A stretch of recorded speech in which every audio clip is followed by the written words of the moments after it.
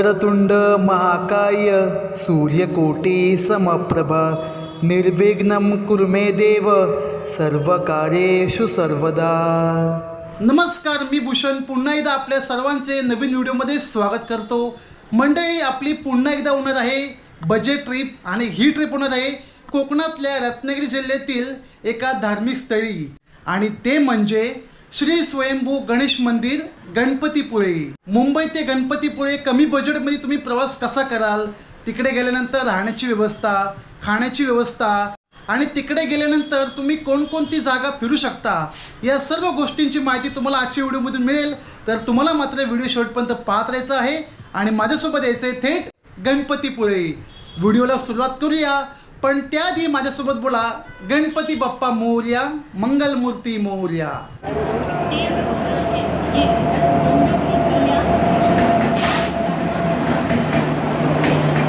मुंबई ते गणपतीपुळे जाण्यासाठी भरपूर पर्याय उपलब्ध आहेत। By road, by railway. By रोडने जाण्यासाठी वया मुंबई गोवा हायवे बेस्ट आहे। पुढे जाऊन निवळी फाटा मार्गे तुम्ही गणपतीपुळे पोचू शकता। तसेच पब्लिक ट्रान्सपोर्ट आणि प्रायव्हेट ट्रान्सपोर्टसुद्धा उपलब्ध आहे। एस टी महामंडळाची बस तसेच प्रायव्हेट ट्रान्सपोर्ट म्हणून गणेश कृपा लक्झरी बसने विरार ते गणपतीपुळे असा प्रवास करू शकता। परंतु बजेट ट्रिप करायची असेल तर कोकण रेल्वे अतिउत्तम। म्हणून मी मुंबईवरून रात्री 10 वाजताची मँगलोर एक्सप्रेस पकडून दुसऱ्या दिवशी पहाटे 4 वाजता गाठले रत्नागिरी, कारण थेट गणपतीपुळेला रेल्वे उपलब्ध नाही। म्हणून तुम्हाला रत्नागिरी रेल्वे स्टेशनला उतरावे लागेल। मुंबई ते रत्नागिरी तिकीट पण कमी आहे, 150 रुपये। त्यामुळे तुमचा येऊन जाऊन तिकिटाचा खर्च हा 300 रुपये होतो। रत्नागिरी रेल्वे स्टेशन ते गणपतीपुळे हे लगभग 40 किलोमीटर या अंतरावर आहे। रिक्षाने जायचे ठरवले तर 800 ते 1000 रुपये भाडे हमखास लागतील। त्यापेक्षा 100 रुपयामध्ये आरामात तुम्ही गणपतीपुळेला पोहोचू शकता। रत्नागिरी स्टेशनवरून 50 रुपये शेअर ऑटो करत रत्नागिरी बसस्टँडवर या आणि हेच अंतर जवळजवळ 8 किलोमीटरचे आहे। रत्नागिरी बसस्टँडवरून गणपतीपुळेसाठी बसेस कंटिन्यू सुरू असतात आणि म्हणून मला पहाटे पहिली 5:30ची बस मिळाली थेट गणपतीपुळेला। रत्नागिरी बसस्टँड ते गणपतीपुळे हे 25 ते 30 किलोमीटर अंतर असून 45 रुपये प्रति व्यक्ती तिकीट आहे आणि अशा प्रकारे तुम्ही 100 रुपयात रत्नागिरी स्टेशन ते गणपतीपुळे प्रवास करू शकता।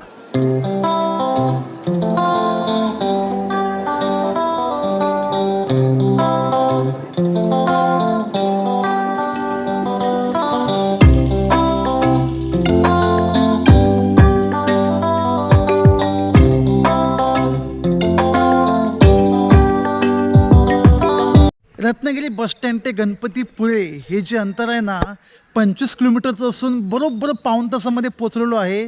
आता अंघोळ वगैरे करून फ्रेश होऊन जाऊया थेट गणपती बाप्पांच्या दर्शनासाठी।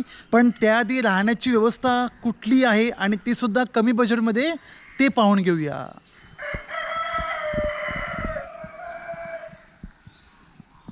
जर तुम्ही पहिल्यांदाच गणपतीपुळेला जाताय तर हा व्हिडिओ संपूर्ण माहितीसह होणार आहे, तर शेवटपर्यंत नक्की पहा।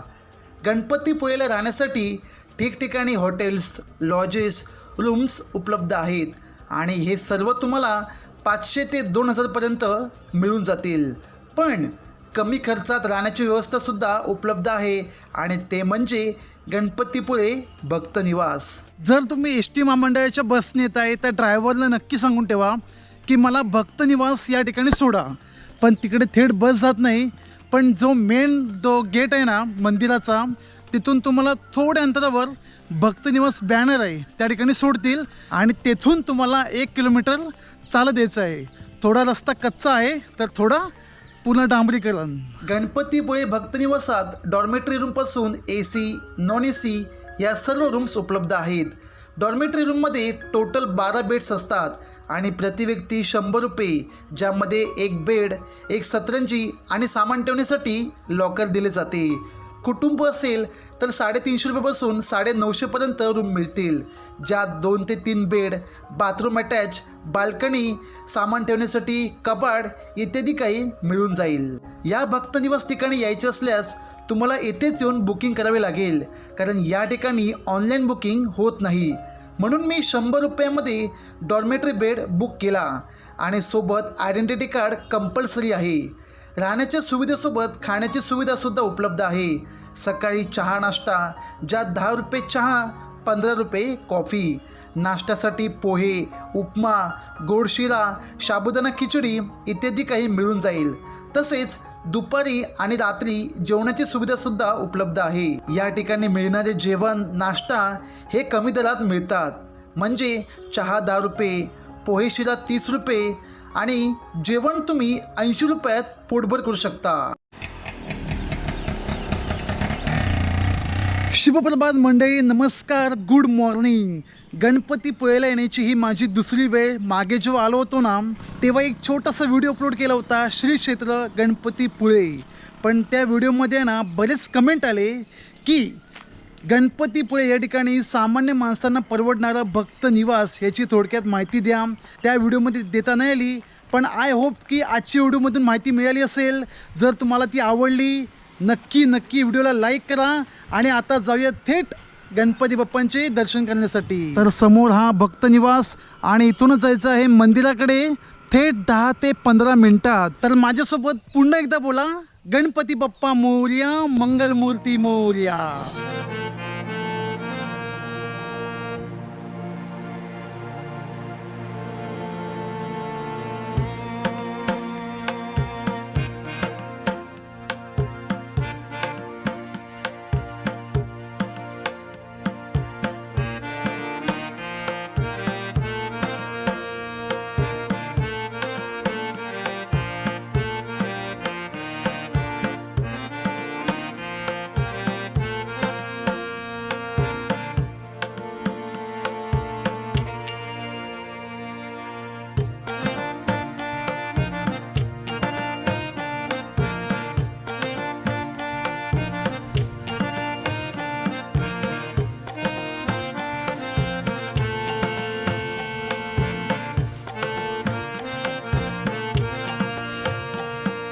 तीर्थक्षेत्र स्वयंभू गणपती मंदिर हे गणपतीपुळेचे सर्वात सुप्रसिद्ध मंदिर. 400 वर्ष जुने गणेश मंदिर जे स्वयंनिर्मित पुलाचे आहे. येथील गणपतीची मूर्ती स्वयंभू अशी मान्यता आहे. सह्याद्री पर्वतातील डोंगराळ भागात विराजलेली नैसर्गिक मूर्ती आणि जवळच अरबी समुद्र म्हणून मंदिर आगळे वेगळे आहे. गणपतीपुळे या ठिकाणी भरपूर भक्तांची ये जा सुरू असते. निसर्गप्रेमी शांततेच्या शोधात कोकणातला या सुप्रसिद्ध स्थळी भेट द्यायला पर्यटक येत असतात. बाजूलाच गणपतीपुळे बीच, जो हिरव्यागार पानझाडांनी खारपुटीने वेढलेला. या ठिकाणी गणपती बाप्पांची मूर्ती स्वयंप्रकट झाली यांचा दृष्टांत त्र्यंबक भट भिडे, जे गणपतीपुळे गावचे प्रमुख, यांना झाला. मंदिराच्या बाहेरच त्यांच्या पादुका आहेत. आपण कोणत्याही मंदिरात जातो तेव्हा प्रदक्षिणा हमखास घालतो, पण या स्वयंभू गणपती बाप्पांच्या मंदिराभोवती प्रदक्षिणा घालायची असल्यास तर संपूर्ण डोंगराला प्रदक्षिणा घालणे. आणि ही प्रदक्षिणा 1 किलोमीटर असा प्रवास. मंदिराच्या मुख्य गेटपासूनच प्रदक्षिणा सुरू होते आणि मंदिरा ठिकाणी उजव्या हाताला प्रदक्षिणा पूर्ण होते. गणपतीपुळेतील स्वयंभू गणपती मंदिर हे पहाटे 5 पासून रात्री 9 पर्यंत दर्शनासाठी सुरू असते. पहाटे 5ची आरती होऊन सर्व भक्त दर्शन घेऊ शकतात. दुपारी सायंकाळी मंदिरामध्ये खिचडी प्रसाद दिला जातो. गणपतीपुळे या ठिकाणी यायचे असल्यास मंगळवार किंवा संकष्ट चतुर्थीला नक्की या, कारण या ठिकाणी विशेष अभिषेक होत असतात. आणि मनसोक्त शांततेमध्ये दर्शन करायचे असल्यास तर शनिवार रविवार सोडून इतर दिवशी या ठिकाणी येऊ शकता, जेणेकरून तुम्हाला जास्त गर्दी बघायला मिळत नाही. बरेच लोक आधी समुद्रात जाऊन हातपाय धुत दर्शनाला येतात, ज्याने रेती वाळू संपूर्ण मंदिराच्या भागात पसरली जाते. म्हणूनच संस्थानांनी मंदिरातच हातपाय धुण्यासाठी नळाची व्यवस्था केलेली आहे. मंदिरात जाण्यापूर्वी बाहेरच मूषक देवता यांची मूर्ती आहे. त्यांच्या कानात आपल्या सर्व इच्छा व्यक्त करून गणपती बाप्पांपर्यंत पोहोचवू शकता. गणपतीपुळेचे हे स्वयंभू गणपती मंदिरातील गणपती बाप्पा हे नवसाला पावणारे आहेत. तुम्ही तुमचा नवस या ठिकाणी बोलून तो नंतर फेडू शकता.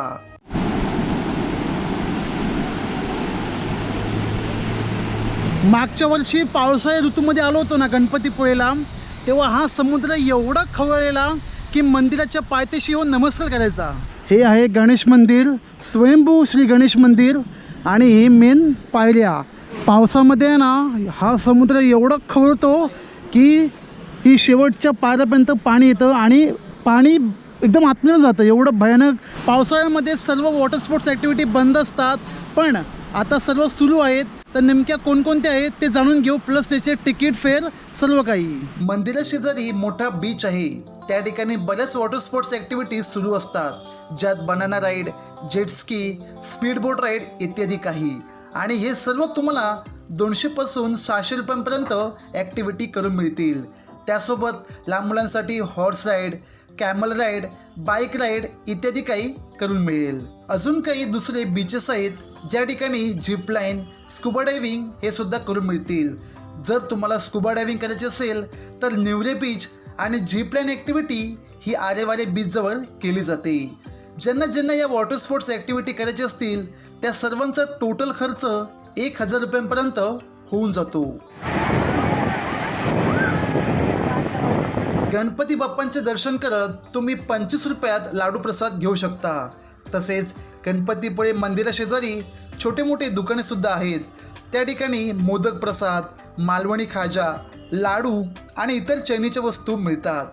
उन्हाळ्याचे दिवस सुरू आहेत तर थंडाव्यासाठी लिंबू सरबत, गोळा, नारळ पाणी उपलब्ध आहेत, ज्यांची किंमत 30 ते 50 रुपयांपर्यंत उपलब्ध. गोळा लिंबू सरबत ते न घेता मी घेतले नारळ पाणी, कारण जास्त थंड खाल्ल्याने आजाराला आमंत्रण म्हणून नारळ पाणी हे उत्तम पेय, ज्याने पोटाला थोडासा आराम मिळेल. गणपतीपुळे हे ठिकाण तुम्ही एका दिवसात येऊन जाऊन करू शकता, पण तुम्हाला 4 ते 5 दिवस फिरायचे असल्यास तर रत्नागिरीतील या प्रसिद्ध ठिकाणी नक्की भेट द्या, ज्यामध्ये रत्नदुर्ग किल्ला, थिबा पॅलेस, मार्लेश्वर मंदिर, परशुराम मंदिर, वैनेश्वर मंदिर इत्यादी काही. आणि ही ठिकाणे तुम्ही फिरायची असल्यास गणपतीपुळेतील टूर्सतर्फे तुम्ही फिरू शकता, आणि ते सुद्धा बजेट ट्रिपमध्येच. गणपतीपुळेला खाण्याची सुविधा पोट भरून आहे. मंदिरात दिला जाणारा विनामूल्य खिचडी प्रसाद, तर भक्तनिवासमध्ये 80 रुपयात अनलिमिटेड जेवण करू शकता, ज्यात भात, डाळ, भाजी, पापड, लोणचे, 2 चपाती आणि गोड शिरा. जर तुम्हाला हॉटेलचे जेवण जेवायचे असेल तर व्हेज थाळी 100 ते 200 रुपयांपर्यंत उपलब्ध आहे. नॉनव्हेजमध्ये मच्छी मटण खायचे असेल तर 300 ते 400 रुपयांपर्यंत थाळी उपलब्ध आहेत. मंदिरात दुपारची 12ची आरती झाल्यानंतर खिचडी प्रसादाचा मनसोक्त आनंद घेतला. तर आता जाणून घेऊया जवळ असलेली प्रसिद्ध पर्यटन स्थळे. पण त्याआधी जर तुम्हाला आजचा व्हिडिओ आवडत असेल, माहिती आवडत असेल तर नक्की एक लाईक करा. रत्नागिरी जिल्ह्यातील मालगुंड गाव हे कवी केशवसूत यांचे जन्म ठिकाण आणि तेथे कवी केशवसूत यांचे स्मारक उभारलेले आहे. रत्नागिरी जिल्ह्यातील अजून एक महत्त्वाचे प्रसिद्ध स्थळ ते म्हणजे लोकमान्य टिळक यांचे जन्मस्थान. या ठिकाणी जायचे असेल तर रत्नागिरी बस स्टँडपासून 1 किलोमीटर या अंतरावर आहे. त्या ठिकाणी त्यांचे जुने घर आणि स्मारक पाहायला मिळेल. सोमवार सोडून इतर दिवशी तुम्ही सकाळी 10 ते सायंकाळी 5:30 पर्यंत येऊ शकता. गणपतीपुळेतील गणपती बाप्पा हे स्वयंभू आहेत, पण गणपतीपुळे गावातील ग्रामदेवता ही आई चंडिका देवी, आणि चंडिका देवीचे मंदिर हे मुख्य स्वयंभू मंदिरापासून 500 मीटर अंतरावर आहे. तर या ठिकाणी सुद्धा आलात तर अवश्य भेट द्या.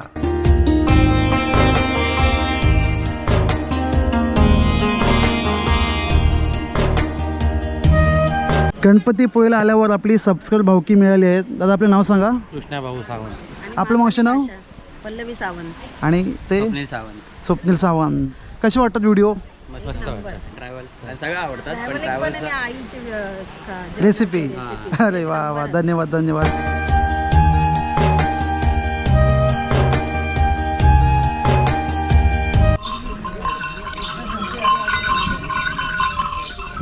गणपतीपुळे दर्शन घेतले, चंडिका मातेचे दर्शन घेतले, बरेच स्पॉट फिरलो, माहिती घेतली.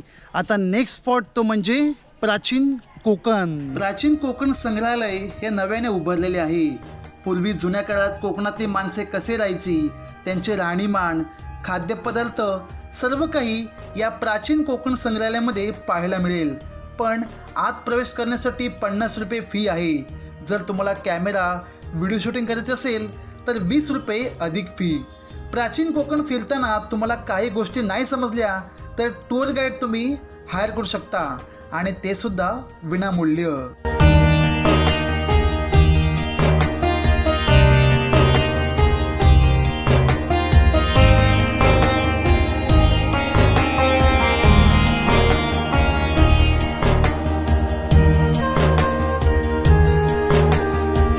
हमारे पुराणों में उनका ऐसा उल्लेख हुआ है कि हजारों साल पहले भगवान परशुराम हो गए. उन्होंने सारी पृथ्वी जीत ले और जीती हुई भूमि ने दान की. दान के कौन सी भी चीज़ हम खुद के लिए इस्तेमाल नहीं कर सकते, लेकिन उन्हें रहने के लिए भूमि की जरूरत थी. हम जहाँ पर खड़े वहाँ पर हजारों साल पहले समुंदर था. उसके साथ उन्होंने युद्ध किया और उसे 40 या 50 किलोमीटर पीछे ढकेल दिया और जो भूमि निर्माण हुई उसे कोंकण कहते हैं और इस भूमि को परशुराम की भूमि कहा जाता है. जर तुम्ही गणपतीपुळेला आलात तर नक्की या प्राचीन कोकण संग्रहालयात भेट द्या.